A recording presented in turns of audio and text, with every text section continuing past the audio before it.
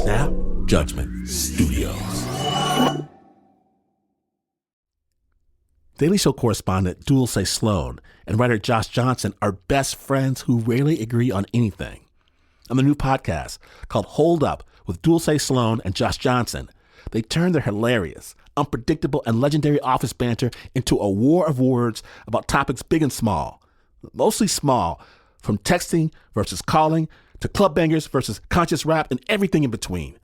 Listen to Hold Up with Dulce Sloan and Josh Johnson from The Daily Show every Thursday on the iHeartRadio app, Apple Podcasts, or wherever you get your podcasts. Attention shoppers, we now have taste in the bread aisle. Dave's Killer Bread, that's right.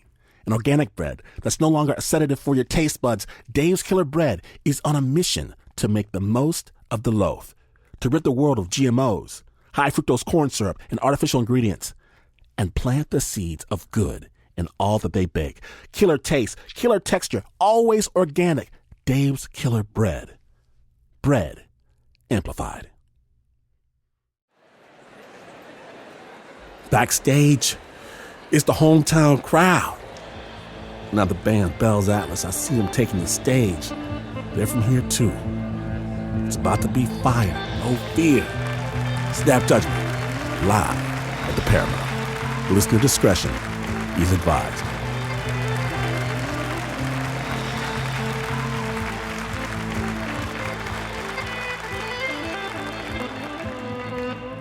So, I'm 16 years old, and I'm standing at the edge of the Niagara Falls, hoping this roar of water will drown out my father's lecture.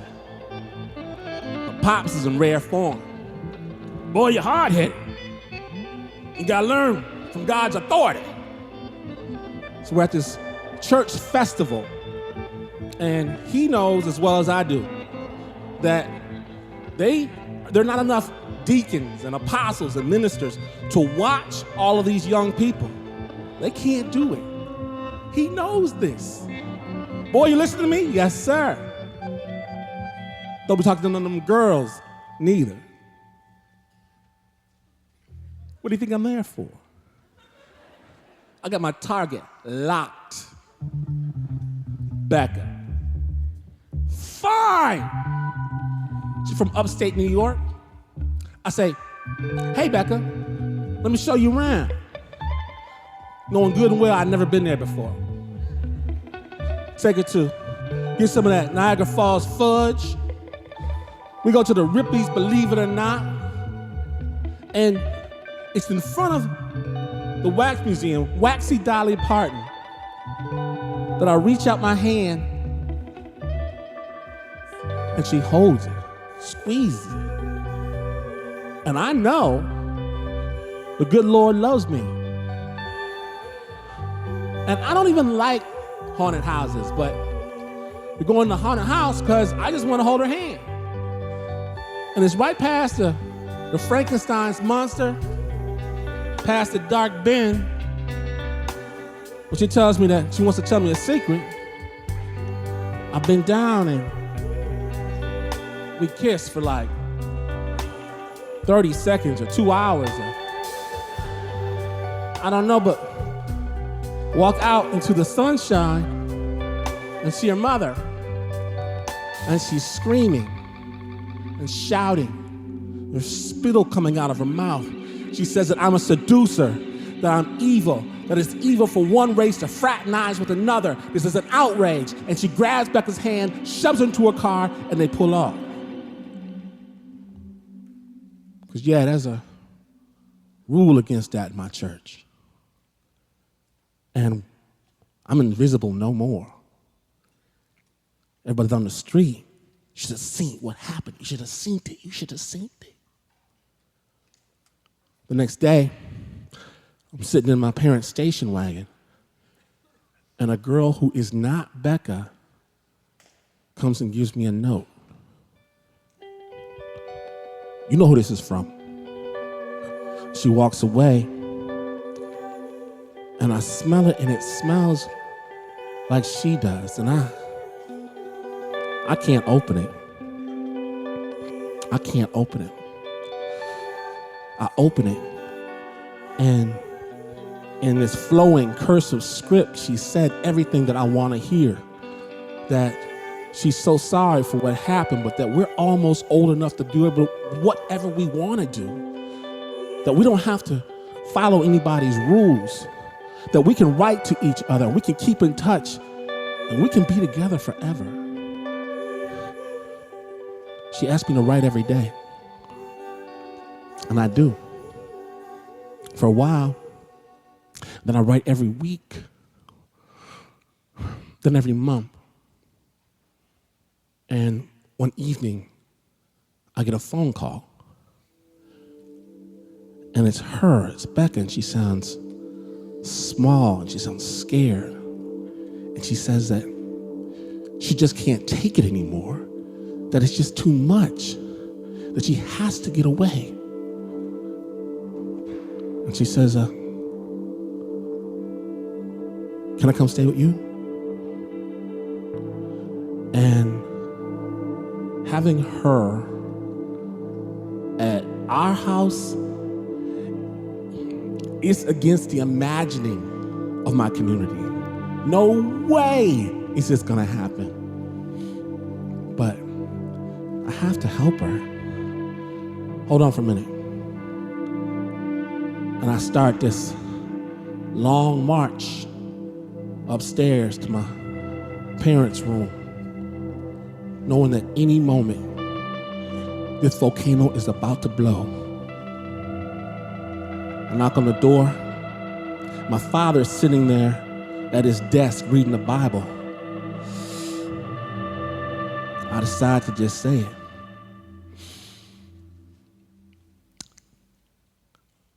Pops, I have a girlfriend on the other side of the country. She's in some trouble. She wants to come here. She might be in a church. I think she's white. Is that all right?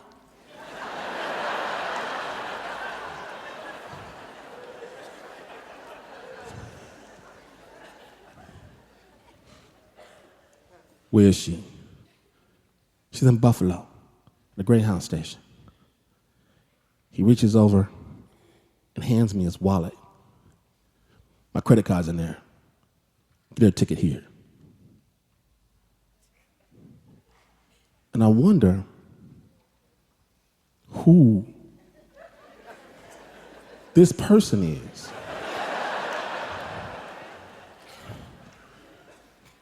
Anything else? No, get out. Yes, sir. And a day later, I pull our freshly washed station wagon up to the Greyhound station. And I see the bus pull in, and she looks tired until we lock eyes, and she looks beautiful again. And she rushes out, and she gives me a huge hug, and she says, I knew it. I knew we were always gonna be together. I knew it. I get her luggage, and she says, you might be in some trouble. Word? Yeah. My mother found some of our letters. She told the cops that I'd been kidnapped by Negroes. She didn't say Negroes. And we laughed, even though it's not funny. And then I take her back to our place, and she meets my mother, my brother, my father. My sister says, oh, you're so pretty.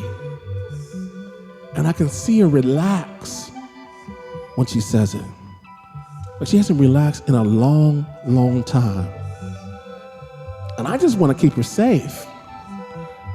And we're eating dinner as a family. And there's a knock on the door. My father gets up to get it. It's our pastor. He's tying his tie. He's slicking back his kind of blonde, grayish hair. Bill, I understand we got a problem here. We got a big problem. I just want to make sure you're going to be in the church tomorrow. We all going to be up in the church. And the next day we all are. Dead center, me in the middle with Becca next to me. The pastor comes up and he gives a sermon on the sins of the wrong kind of person being with the wrong kind of person at the wrong kind of time. And I've never hated this person before. Never hated this pastor, but I hate him now. And after church, my father tells me that the ministers want to meet in the back. Of course they do. Go back there, and the pastor's sitting there, 2 minions on either side. And he gets right to the point. Bill, we've decided that this girl is going to go to the home of a white family. Deacon Vanderjack will make all the arrangements. And I get up to protest. My father puts his hand on my shoulder. As this young lady has requested to stay in our home, she will remain welcome until such time as she sees fit to leave. Are you questioning my authority in the Lord Jesus Christ? If the shoe fits, we're leaving now. All right then, we're leaving. Pops, you know we kicked out that church. You know you kicked out the church. That church we dedicated our lives to. Boy, what I always tell you, to do what the pastor said, to do what Jesus said do. And Jesus always listened to his Father. So you listen to your Father. Never, ever make a young girl believe you are going to do something you are not going to do. I can't even look at them in the eye. And the next day, Rebecca asked me if I love her. I tell her the truth. I don't know. And we both cry when I say it. Next day, she says that she wants to go stay with her sister. And I can't believe it's not the church, the parents, the forces that be that are keeping us apart. It's me. The Greyhound bus, it pulls off and she does not even look back, and I sit there wishing, hoping to believe in something, to believe in anything enough to make this pain somebody else's fault.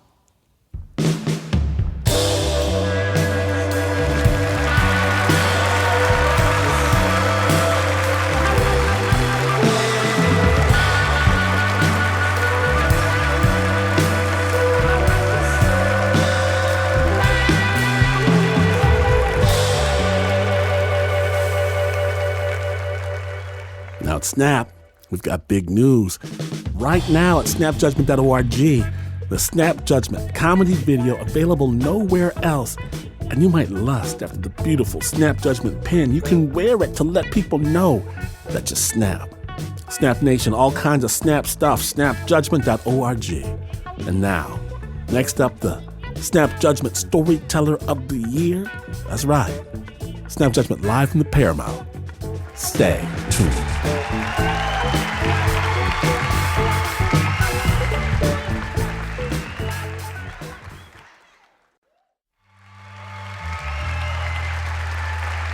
Welcome back to Snap Judgment, live at the Paramount, already in progress. As this story does contain some adult situations, listener discretion is advised. He was born right down the street. So give some love, if you would, to your own Mr. Don Reed.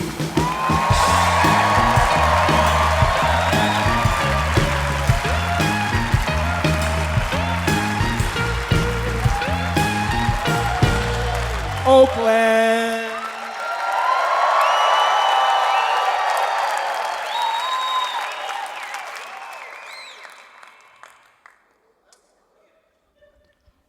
One of the main things about being homeless is you end up doing things you wouldn't normally do.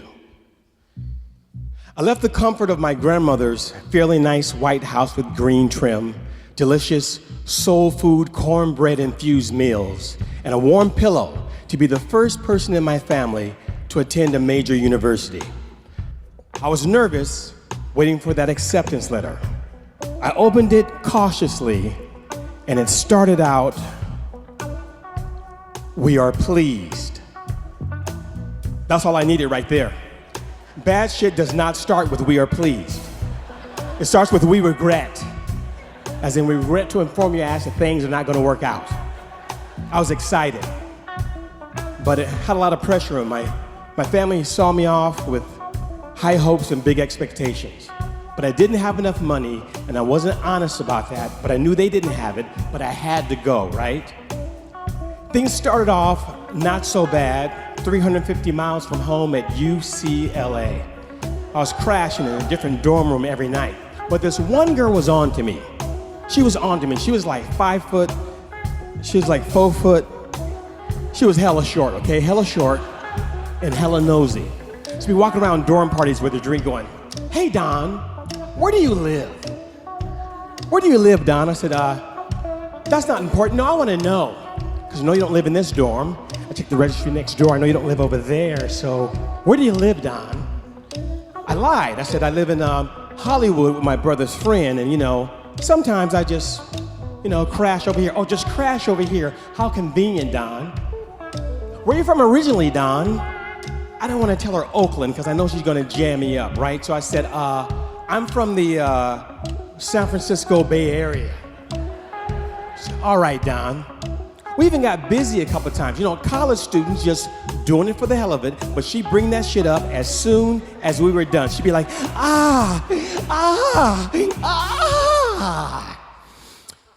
"Where do you live, Don? Where do you live?"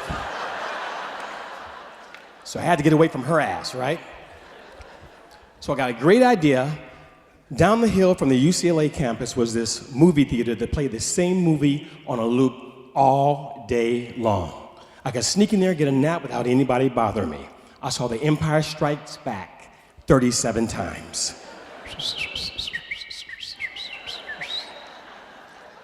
But they caught on to me.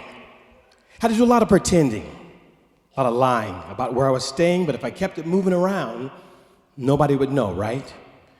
And so I had to do more things I wouldn't normally do, like hang out with my older brother's friend who moved down to LA.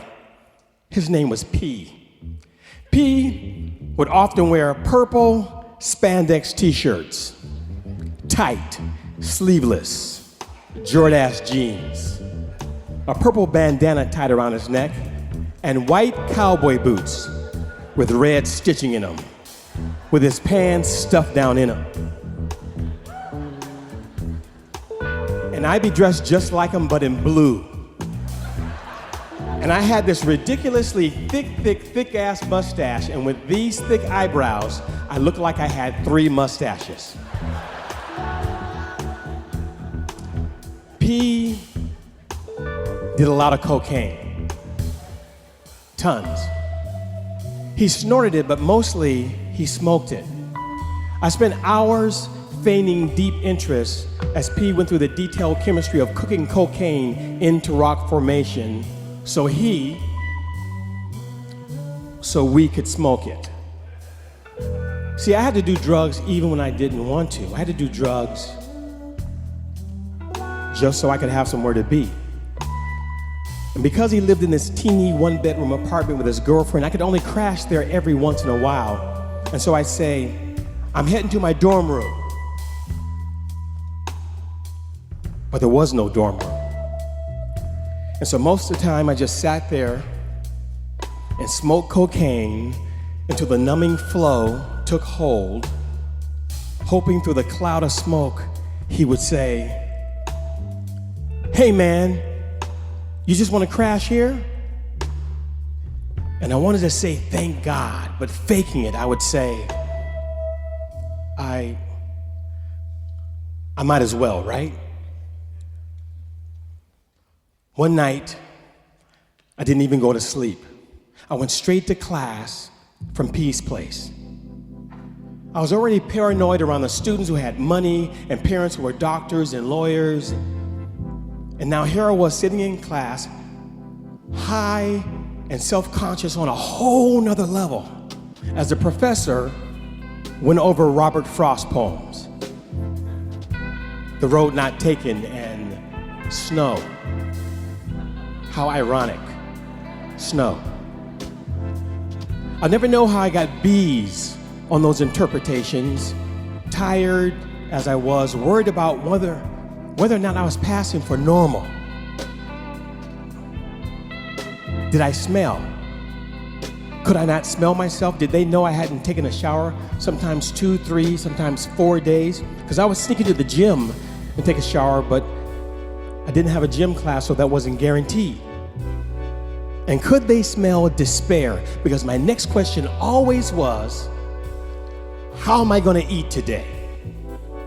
And a lot of times I figured that out by going to this long row of vending machines on campus, hoping nobody saw me as I pretended to put money in, full frustration so I could check the coin returns, finding 35 cents, 50 cents, 75 cents elation, and the disappointment when I found nothing. And knowing I was going to have to steal somebody's book so I could sell it at the book buyback so I could eat. More stuff I wouldn't normally do. And so the line continued. Somehow I got a girlfriend and had to lie to her all the time. See, to not outstay my welcome at her place, I told her I lived at P's house, but that she shouldn't come over there. Too many drugs, too many wild people. But most of the time, I wasn't going to P's house. Most of the time, I wasn't going anywhere. Most of the time, I was riding the bus to the end of its route till 3 o'clock in the morning. And so I had to do more stuff I wouldn't normally do. And some of the stuff was just plain crazy. Looking for a job, I went to the classifieds and I found an excellent opportunity. Seeking male strippers for a Chippendales-like review. I weighed like 11 pounds back then, but I was desperate. Come on down to the last call. Went over to Peace House, I got ready. I put on my tightest stonewashed jeans, t-shirt. It looked like a chicken bone with an afro wig balance on it. Not a good look.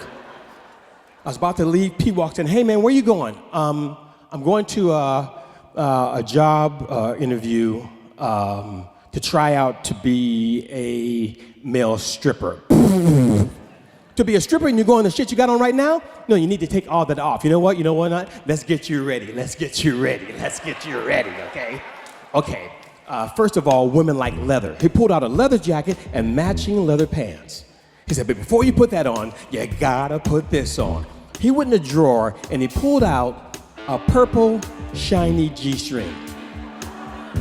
Now, why he had a purple, shiny G-string just readily available, I have no idea. But he flung that at me. I was like, ah. He said, all right, let's get your hair together. He slipped on some rubber gloves, hit some cream, and he slapped it against my head. I'm like, it's burning, man, it's burning.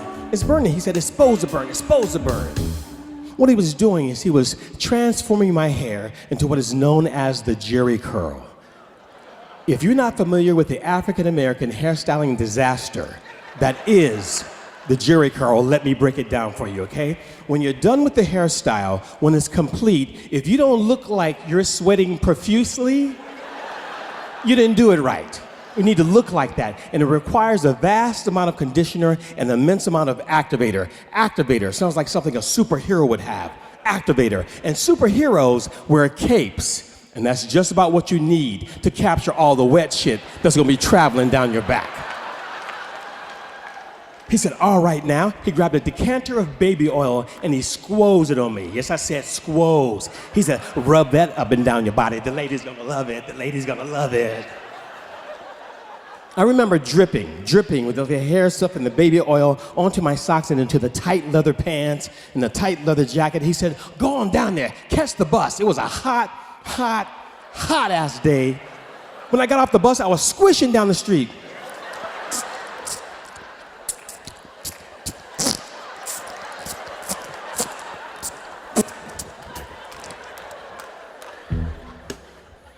It was 2 o'clock in the day outside. Inside the club, it was dark.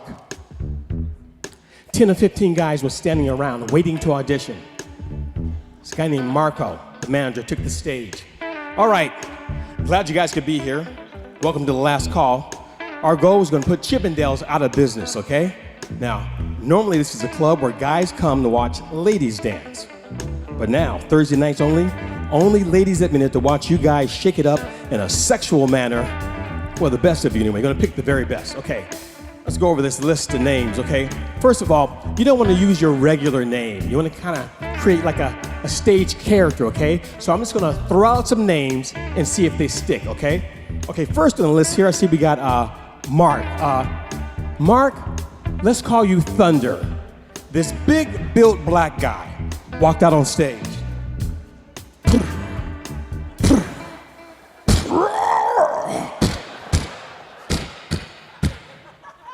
Started dancing. Do do do do ka do do ka do do do ka do ka do do do do ka do do ka do do do ka do ka do do do do ka do do ka do do do ka do ka. He was amazing. Next on the list here, I see we got Timothy. Tim, let's call you Majestic. Another black guy with long Stevie Wonder braids with little colorful beads on the end. Had on a burnt orange suede like African loincloth. And he was doing stag jumps like he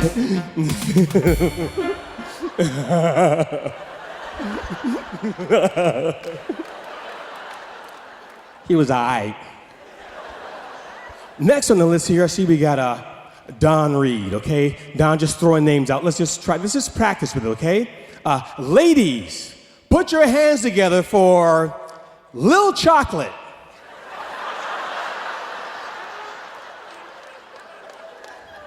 Did he say Lil Chocolate? I don't like that name at all. Got to work on that name. Had to dance to 2 songs. First, I danced to Michael Jackson's Billie Jean. Then I stripped down to P's purple G-string and his white cowboy boots with the red stitching, I swear. And I danced to something like this.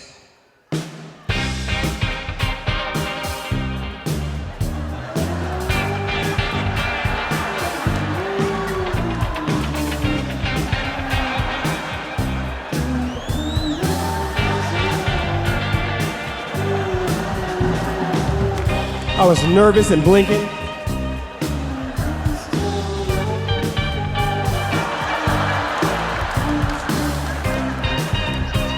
I was slipping in the emollients.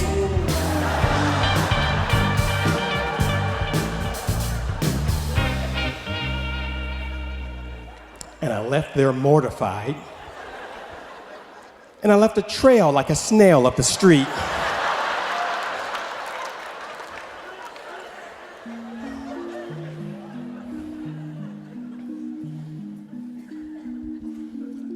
Why was I going through all this? Can I get help from somebody, family, somebody? I already got help, and I couldn't get any more. So, I was doing it for the pride. I couldn't go home and tell everybody I didn't make it. They had such high hopes for me, I couldn't go home. And another thing about being homeless is you've got to stay up the latest so nobody knows where you're going. You got to get up the earliest so no one knows where you've been. So you never get good rest because wherever you are isn't home. The movie theater isn't home. The bus ride is not home. The bench by the library isn't home. The bathroom stall where you hide your feet so when security looks under it closing isn't home. And there's something else missing. A pillow. There's no pillow, but you're constantly trying to make one out of a backpack or a jacket or your arm, and it's exhausting and it's humiliating. and it simply isn't home. So you keep on doing things you wouldn't normally do.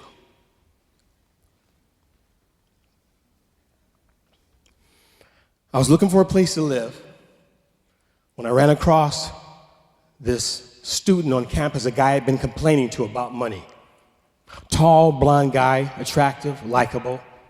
He explained everything to me, where I was supposed to go, how I was supposed to act, how much I was supposed to charge.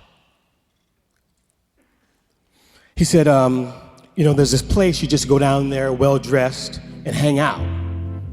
Eventually you'll be approached. Eventually, things will just take their pace. I took my last $1.25 and I caught the bus down to this big art and design center, a place where older women went to meet young men. I seen American Gigolo, and it seemed really cool. I mean, he had the cars and the money, everything. It was glamorized, but it was definitely pretty cool. But once I was standing there, looking through a window at a big, full-length Persian rug, once that older brunette woman in the red suit approached me, once she made eye contact, once she nodded for me to follow her, once I realized that I was about to sell myself, it didn't feel so cool. It didn't feel cool at all.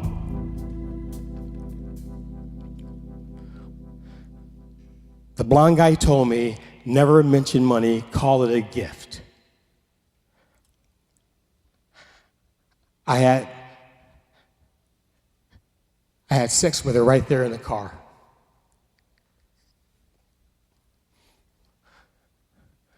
Afterward, I said, can I have something, a gift, anything?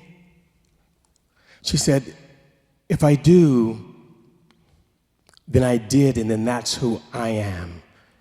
Instead of, we just had a good time, She dropped me off at the bus stop. I had no money, and so I walked 5 miles to P's place,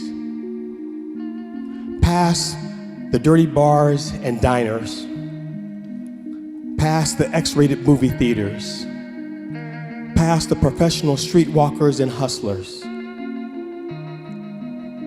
with holes in my shoes. I had holes in my shoes, I did.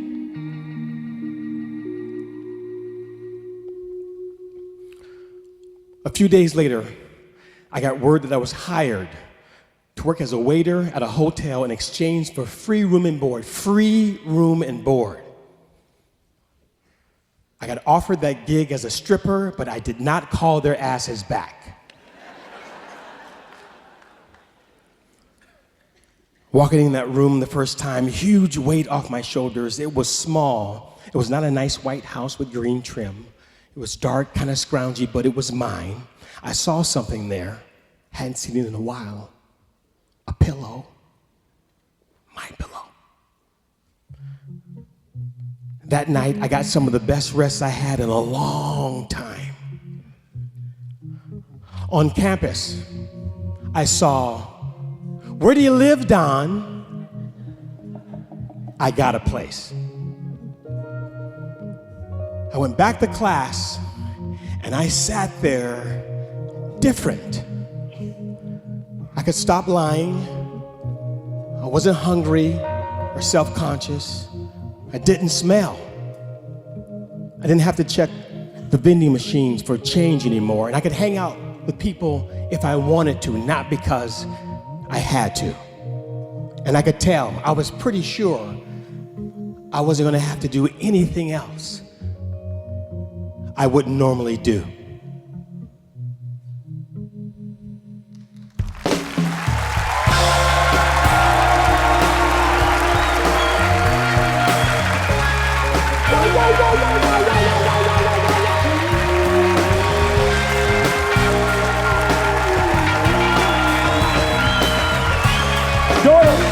Don Reed. Don Reed. Snap Judgment Storyteller of the Year. To Don Reed.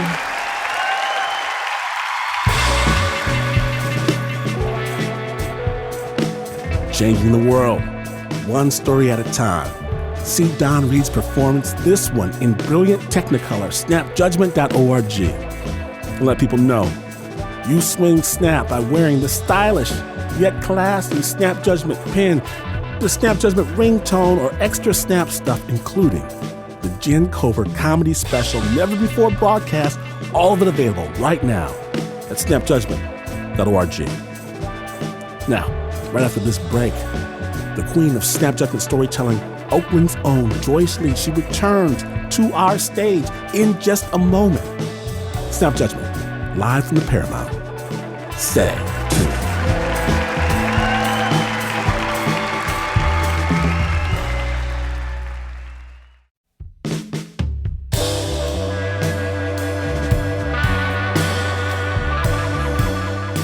From WNYC Studios, welcome back to Snap Judgment, live from the Paramount. And your calls and your letters, I get it, it's been far too long. The wait is over. Snap Judgment, live. Yes. Now then, I get to introduce, next to the Snap Judgment stage, the queen of Snap storytelling. Please give her some love, Miss Joyce Lee.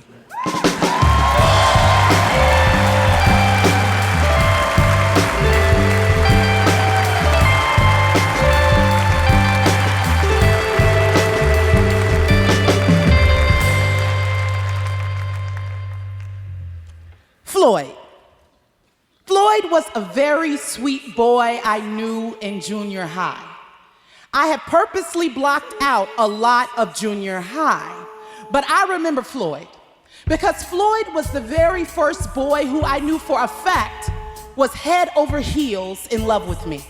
I could always tell where Floyd sat because I Love Joyce was carved into each one of his desks. And every time I looked up, I'd catch him staring at me. I never knew how I felt about Floyd, though. I just knew he loved me, and it felt good to be loved.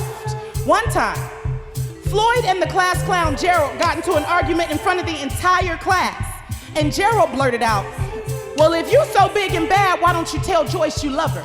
You done carved her name on everything except your forehead." The entire class laughed, and I looked at Floyd, and even though I couldn't see his eyes through his thick Coke bottle glasses, and through my thick Coke bottle glasses, I could see his shyness as he lowered his head and said nothing. When I got home, my mother was in the kitchen preparing dinner. I rushed to her without even taking off my backpack to tell her everything about Floyd in excitement. How Floyd loved me, how everyone knew, how good it felt to be loved, how shy Floyd was when Gerald exposed him, and how I saw Floyd's love and shyness as an opportunity to ask Floyd to the junior high winter formal dance. Wait. What you say you gonna do? Say what you gonna do again. Say what you said. I knew I said something wrong, but I had no idea what it was. Run it by me again. Say what you gonna do. I'm going to ask Floyd. You ain't gonna ask no man but Jesus for nothing. You are the gift. You stay wrapped in beauty and say nothing. You do not choose boys. Boys choose you. Do you understand? I trusted my mother's advice. I'll tell you why. My mother was always the most beautiful mother in the room, always.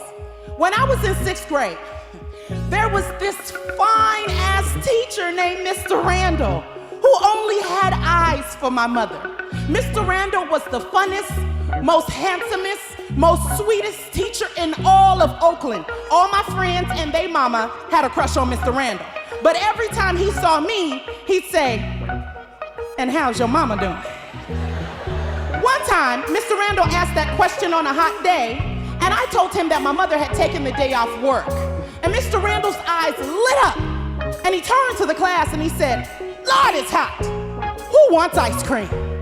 The entire class cheered, and Mr. Randall took us around the corner to the store by my house to buy the whole class ice cream.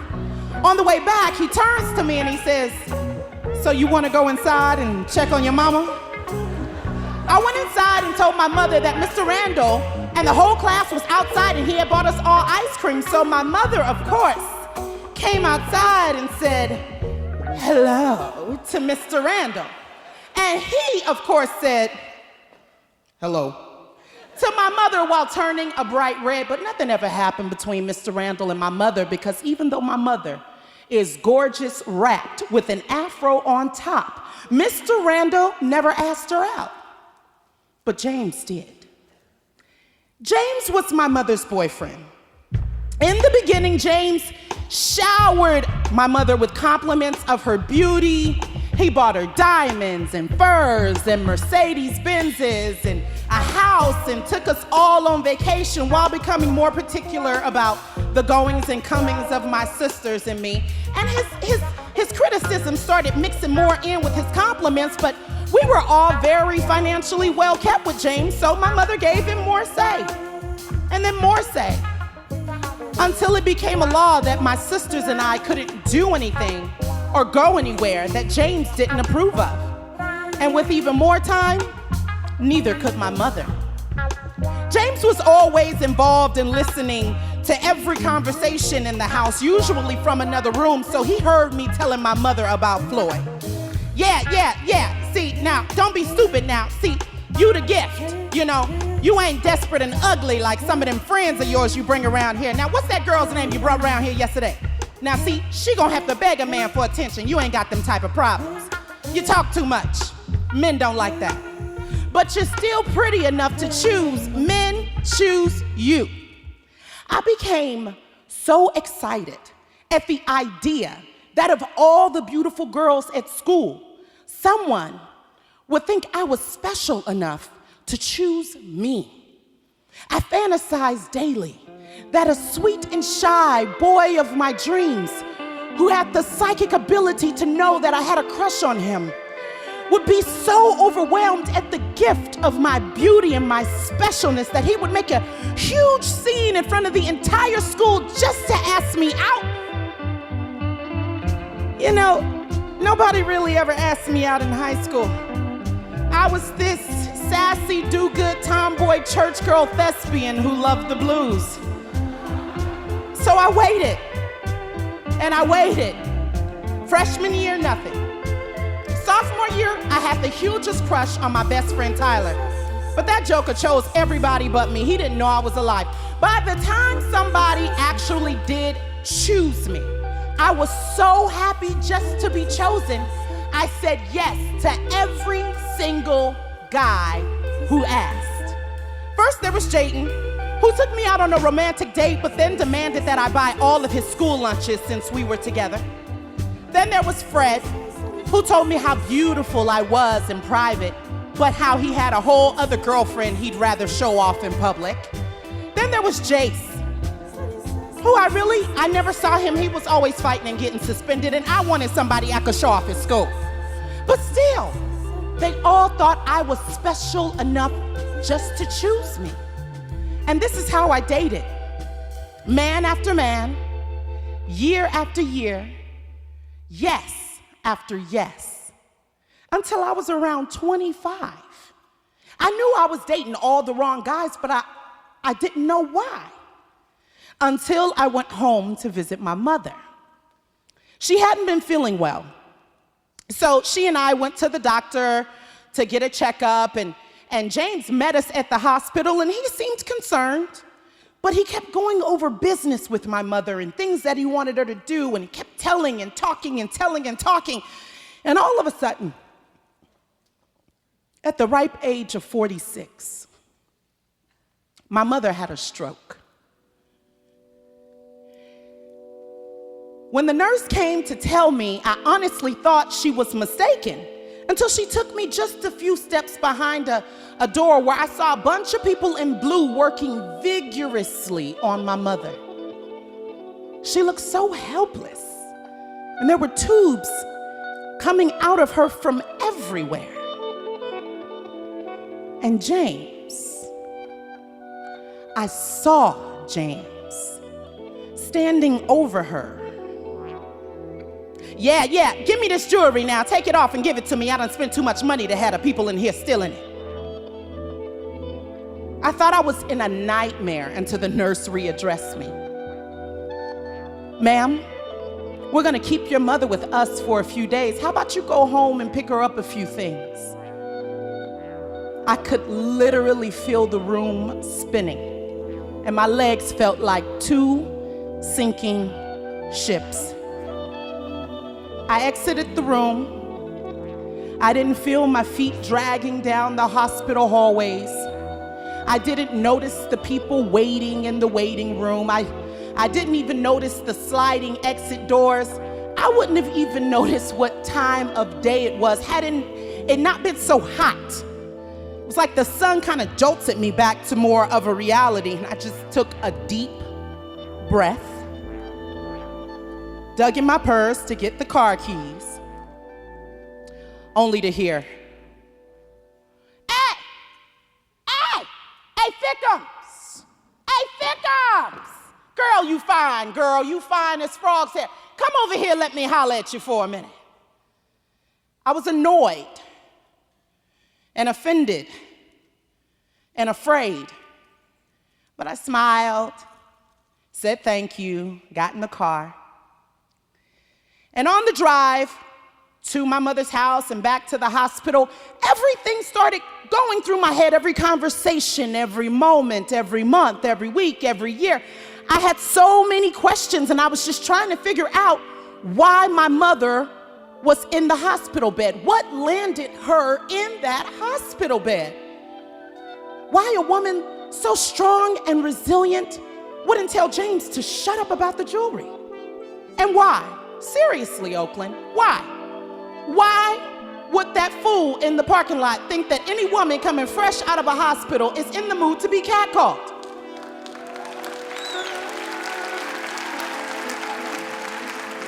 Why did I smile and say thank you? Why do women like us encourage all of this foolishness? And I just started feeling completely fed up. I returned to the hospital in a worried march only to see James on his way out. Wait, you're not even going to stay an hour? Oh, I got some things I need to take care of, but you know, it's a good thing your mama has you here. I'll be back. I sat next to my mother, staring at her IV, making myself comfortable in the chair that was going to be my bed for the next 4 days. James never returned to the hospital that day, and the beeping sound of my mother's heart monitor was the only sound in the room. And time, it didn't exist anymore. And I just sat there, staring at this amazing woman who had taught me everything she knew, who know me longer than anybody.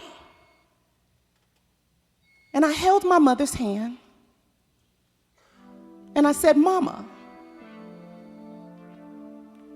do you want to die this way?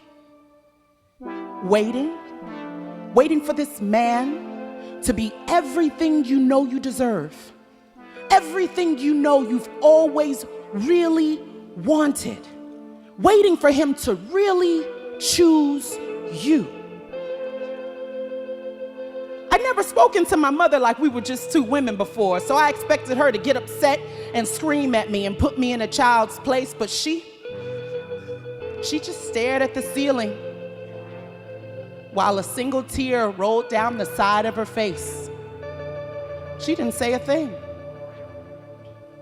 And I just kept thinking and adding and processing, and I said the only other thing that made sense to me in that moment. I said, Mama, you should have let me ask Floyd to the junior high winter formal. I'm so serious, Mama. You should have asked out Mr. Randall, and you should have let me ask Floyd out. Mr. Randall's fine ass would be here. Floyd would be here with his thick Coke bottle glasses and all. And she laughed so hard I couldn't help but to laugh with her. It took some time, but as soon as my mother healed, she left James. And she dated several other versions of disasters since. I can't even tell you how many disasters this woman has dated. Hi, Mama.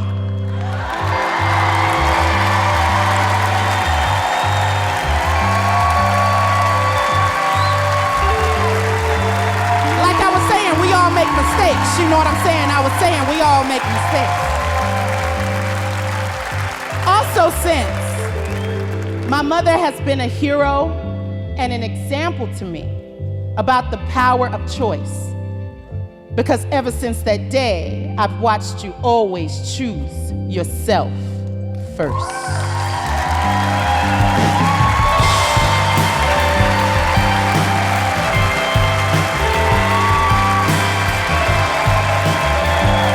Joyce Lee.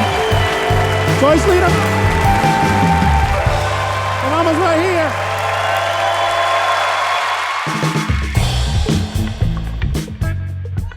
The amazing Joyce Lee, Snap Judgment Live.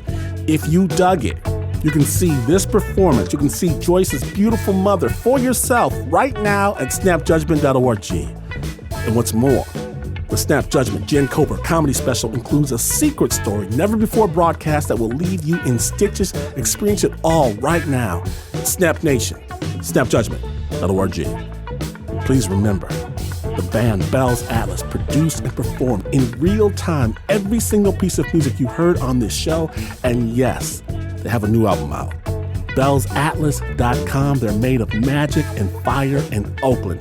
Big love to the beautiful Paramount Theater in downtown Oakland, California. The Uber producer, Mr. Mark Ristich. Pat Mesiti-Miller engineered this show. And if Snap Live is coming to your town, remember, please get tickets with a quickness. I can't be held responsible because someone already got your seat. I'm sure they're going to have a great time where you're stuck at home, but if you can't be there, remember, if you need more, and of course you do need more, you can get the Snap Judgment Live Comedy Hour with an all-new, secret, never-before broadcast Jen Cobra story available right this minute at Snap Nation, snapjudgment.org. Because even though this is not the news, this is WNYC.